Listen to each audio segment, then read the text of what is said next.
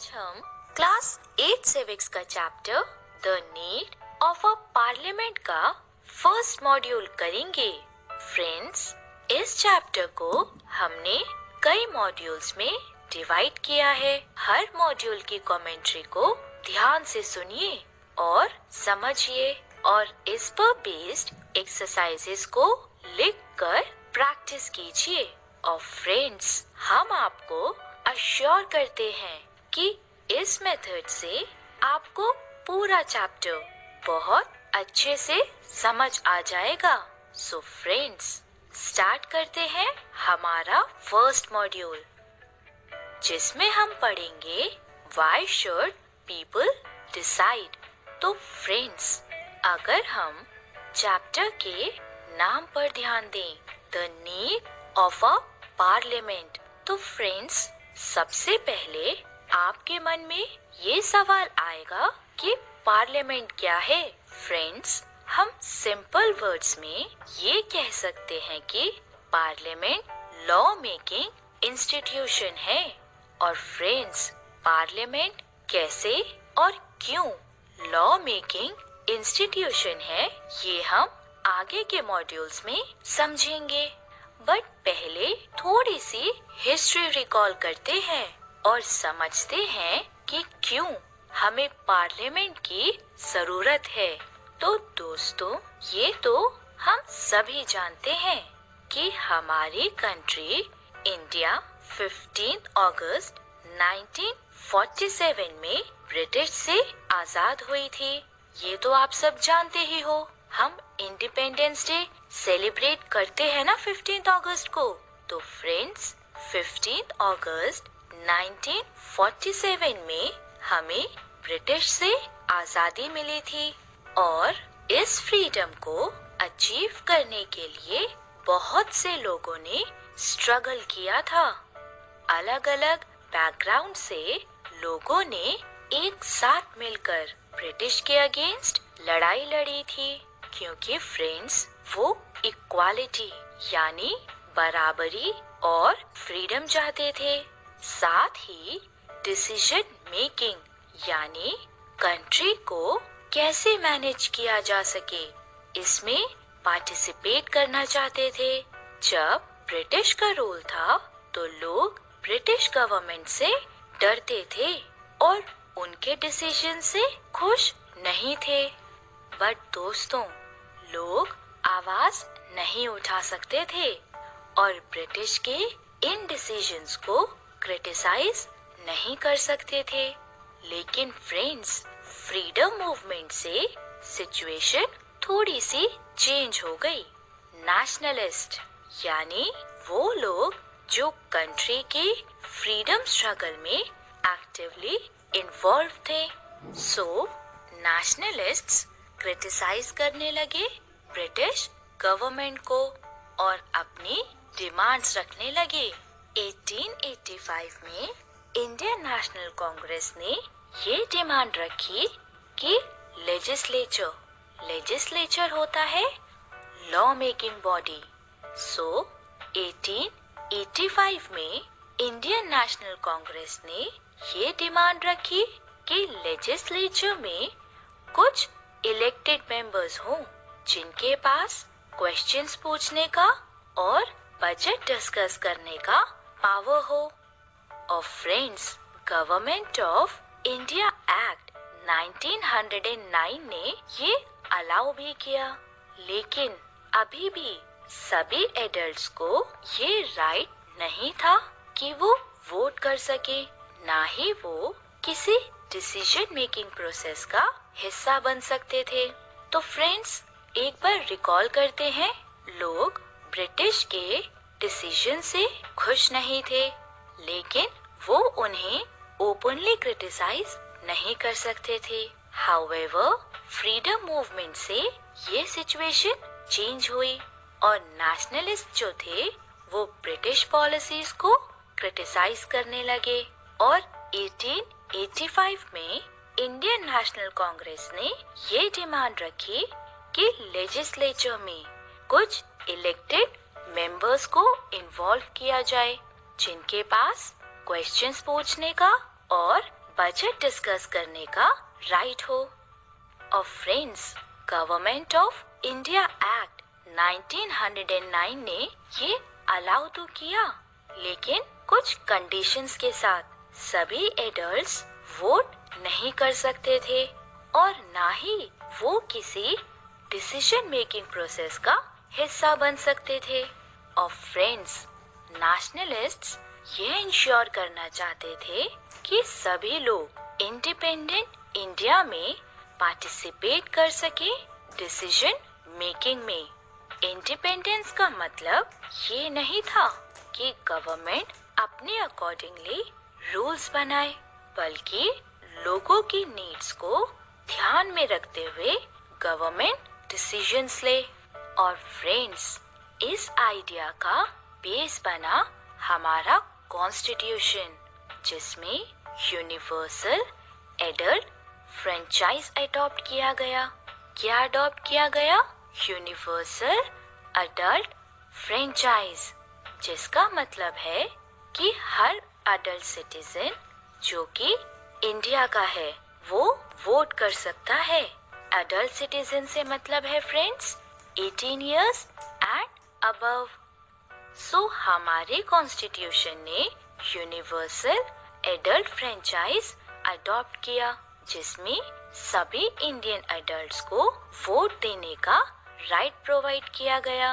और इसी तरह लोग जो हैं वो कंट्री के डिसीजन मेकिंग में पार्टिसिपेट करने लगे।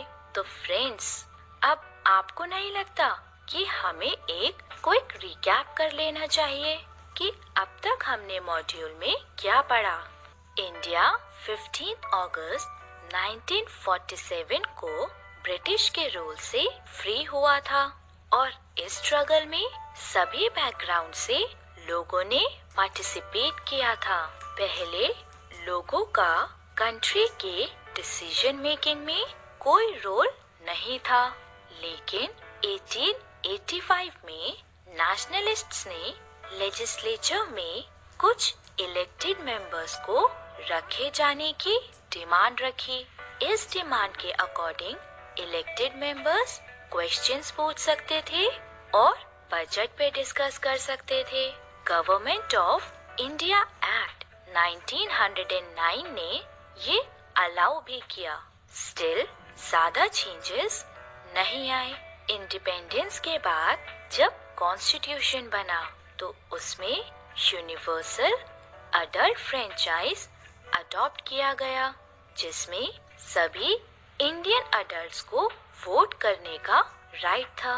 So friends, we can also sum up these points as India got freedom from British rule on 15th August 1947. People from all backgrounds participated in this struggle. Earlier, people were not allowed to participate in the decision-making process. However, in 1885, the nationalists demanded that legislature should have elected members. These members should have the powers to raise questions and discuss the budget. The Government of India Act 1909 did acknowledge this, but not much difference could be seen. It was only after independence, when the Constitution was drafted, that universal adult franchise was introduced, which granted all the adult citizens of India the right to vote. आज हम class 8 civics का chapter the need of a parliament का second module करेंगे। Friends, आपको याद होगा पिछले module में हमने पढ़ा था Why should people decide, जिसमें हमने समझा था कि कैसे लोगों ने पार्टिसिपेट करना शुरू किया डिसीजन मेकिंग में। और दोस्तों, आज हम इस मॉड्यूल में पढ़ेंगे about people and their representatives. तो फ्रेंड्स, जैसा कि आपको याद होगा, हमने पढ़ा था कि यूनिवर्सल एडल्ट फ्रेंचाइज हर अडल्ट इंडियन सिटीजन को ये राइट देता है कि वो वोट कर सके, यानी अपनी कंट्री के डिसीजन मेकिंग में पार्टिसिपेट कर सके। और यही पार्टिसिपेशन बहुत जरूरी है डेमोक्रेसी के लिए। अब आप सोच रहे हो कि डेमोक्रेसी क्या होती है, तो चलिए समझते हैं। डेमोक्रेसी होती है government of the people, for the people and by the people. यानी फ्रेंड्स, ऐसी गवर्नमेंट जो लोगों के लिए हो और लोगों ने ही फॉर्म करी हो। और कैसे फॉर्म करते हैं government? Come on, tell me, give it a guess friends. हाँ, बिल्कुल ठीक, गवर्नमेंट फॉर्म करते हैं थ्रू वोटिंग। और डेमोक्रेसी की सक्सेस का बेस होता है वहां के सिटीजन्स, यानी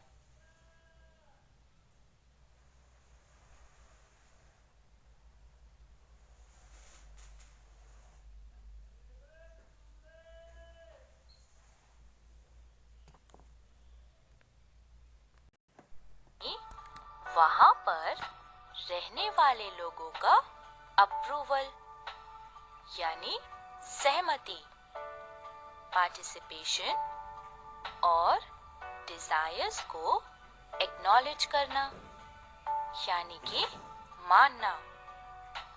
तो फ्रेंड्स, एक डेमोक्रेटिक गवर्नमेंट में लोग, that is citizens of a country, government decide करते हैं और उसके काम करने का तरीका भी।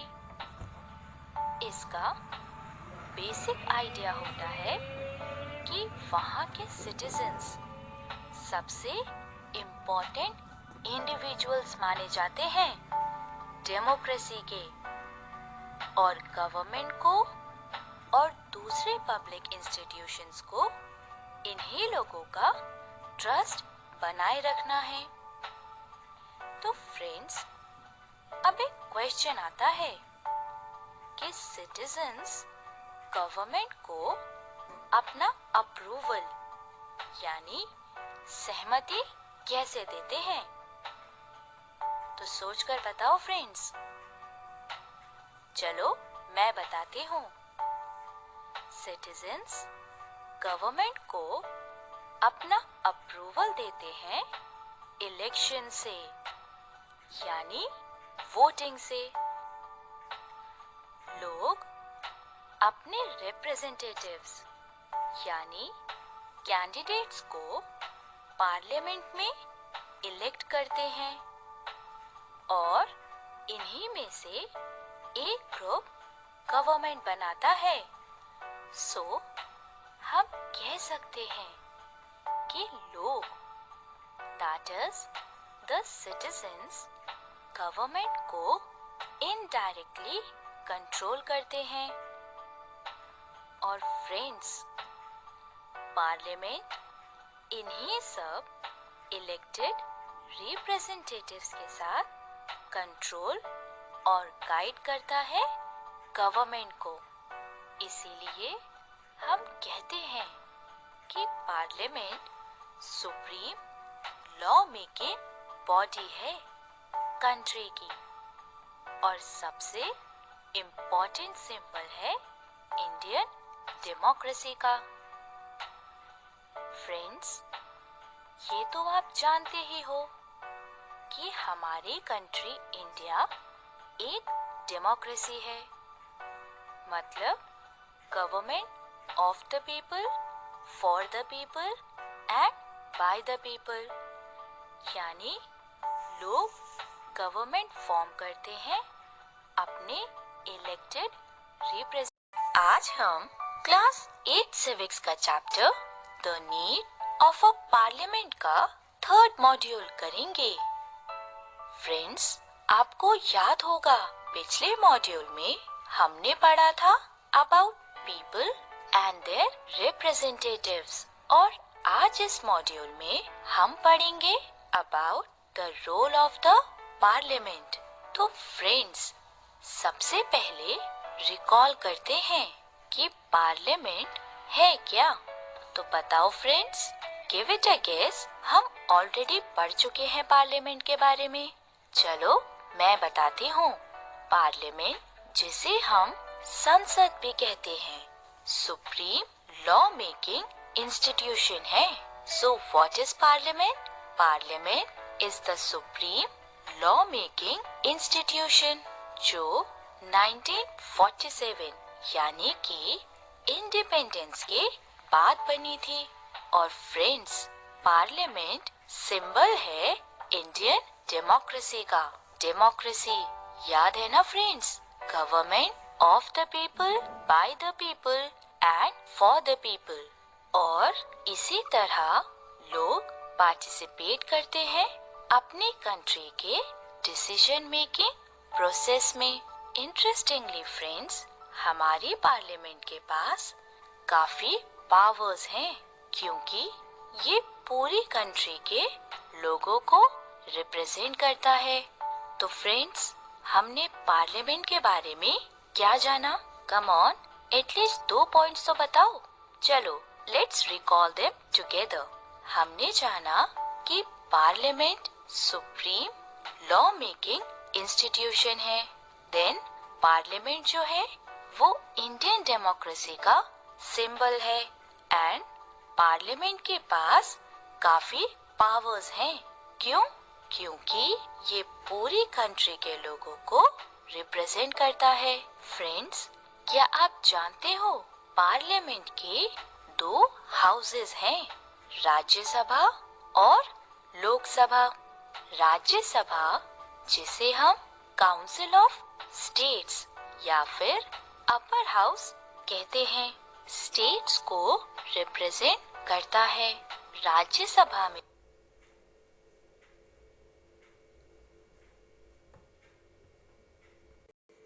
दोस्तों 245 मेंबर्स होते हैं। Rajya Sabha is chaired by the vice president of India, जिसको फ्रेंड्स हम हिंदी में कह सकते हैं कि अध्यक्षता जो होती है राज्यसभा की, वो वाइस प्रेसिडेंट के पास होती है। अब आगे बढ़ते हैं फ्रेंड्स और बात करते हैं पार्लियामेंट के दूसरे हाउस की, that is the Lok Sabha. Lok Sabha या लोअर हाउस, जिसे हम हाउस ऑफ द पीपल भी कहते हैं, उसमें वो मेंबर्स होते हैं जिन्हें हम डायरेक्टली इलेक्ट करते हैं यूनिवर्सल एडल्ट फ्रेंचाइज के बेसिस पर। यूनिवर्सल एडल्ट फ्रेंचाइज याद है ना friends? Universal adult franchise grant करता है हर इंडियन अडल्ट सिटीजन को द राइट टू वोट। तो लोकसभा में वो मेंबर्स होते हैं जिन्हें हम डायरेक्टली इलेक्ट करते हैं यूनिवर्सल एडल्ट फ्रेंचाइज के बेसिस पर। लोकसभा में 545 मेंबर्स होते हैं जिन्हें स्पीकर लीड करता है। फ्रेंड्स, अगर हम पार्लियामेंट के इलेक्शंस की बात करें तो पार्लियामेंट के इलेक्शंस स्टेट लेजिस्लेचर के जैसे ही होते हैं। लोकसभा के इलेक्शंस 5 साल में एक बार होते हैं। पूरी कंट्री को नंबर ऑफ कॉन्स्टिट्यूएंसीज में डिवाइड किया जाता है। कॉन्स्टिट्यूएंसी, जिसे हम हिंदी में चुनाव क्षेत्र या मतदाता क्षेत्र कहते हैं, यानी फ्रेंड्स एक पर्टिकुलर एरिया जहां पर लोग वोट डालते हैं। फ्रेंड्स, जब इलेक्शंस होते हैं तो हर कॉन्स्टिट्यूएंसी से एक पर्सन पार्लियामेंट के लिए इलेक्ट किया जाता है और ये जनरली अलग अलग पॉलिटिकल पार्टीज के होते हैं और इलेक्ट होने के बाद ये कैंडिडेट्स एमपीज यानी कि मेंबर्स ऑफ पार्लियामेंट बन जाते हैं और पार्लियामेंट फॉर्म करते हैं। अब इसको फ्रेंड्स एक एग्जाम्पल से समझते हैं। सपोज करो आपके स्कूल में 8th स्टैंडर्ड के 4 सेक्शंस हैं, 8th A, 8th B, 8th C और 8th D। तो आपका सेक्शन सपोज करो 8th A है, तो 8th A एक कॉन्स्टिट्यूएंसी कहलाएगा और इसी तरह 8th B, C और D भी अलग अलग कॉन्स्टिट्यूएंसीज कहलाएंगे। अब फ्रेंड्स, जैसे आप अपना क्लास मॉनिटर चूज करते हो, उसी तरह लोग भी वोट डालकर अपना रिप्रेजेंटेटिव चूज करते हैं और जैसे जब आप क्लास मॉनिटर को चूज करते हो तो एक पर्टिकुलर स्टूडेंट ही मॉनिटर बनता है, उसी तरह एक कॉन्स्टिट्यूएंसी के लोग जब वोट डालते हैं तो जिस भी कैंडिडेट के पास सबसे ज्यादा वोट्स आते हैं वो उस कॉन्स्टिट्यूएंसी से जीत जाता है। और फ्रेंड्स, इसी तरह ये कैंडिडेट्स एमपीज यानी कि मेंबर्स ऑफ पार्लियामेंट बन जाते हैं और पार्लियामेंट फॉर्म करते हैं। फ्रेंड्स, एक बार इलेक्शंस हो जाए तो पार्लियामेंट को अलग अलग फंक्शंस परफॉर्म करने पड़ते हैं, जैसे नेशनल गवर्नमेंट को सिलेक्ट करना, गवर्नमेंट को कंट्रोल, गाइड और इन्फॉर्म करना और लॉज बनाना। इन सभी के बारे में फ्रेंड्स हम डिटेल में आगे के मॉड्यूल्स में पढ़ेंगे। तो चलो फ्रेंड्स, अब एक क्विक रिकैप कर लेते हैं। इंडियन पार्लियामेंट या संसद लॉ मेकिंग इंस्टीट्यूशन है जो 1947 के बाद बना था। पार्लियामेंट इंडियन डेमोक्रेसी का सिंबल है। पार्लियामेंट के 2 हाउसेस हैं, राज्यसभा और लोकसभा। लोकसभा के इलेक्शंस 5 साल में एक बार होते हैं। इलेक्शंस के टाइम कंट्री को डिफरेंट कॉन्स्टिट्यूएंसीज में डिवाइड किया जाता है। हर कॉन्स्टिट्यूएंसी से एक मेंबर पार्लियामेंट का मेंबर बनने के लिए इलेक्ट होता है, जो यूजुअली डिफरेंट पॉलिटिकल पार्टीज के होते हैं और इलेक्टेड मेंबर्स को मेंबर्स ऑफ पार्लियामेंट कहा जाता है। So friends, we can also sum up these points as the Indian Parliament, also known as the Sansad, is the supreme law-making institution of the country and was formed after 1947. It is a symbol of Indian democracy. The Parliament has 2 houses, the Lok Sabha and the Rajya Sabha. The Lok Sabha elections are held once in 5 years. The country is divided into several constituencies. Each of these constituencies elect a member to the Parliament. These candidates usually belong to different political parties. तो friends, ये था हमारा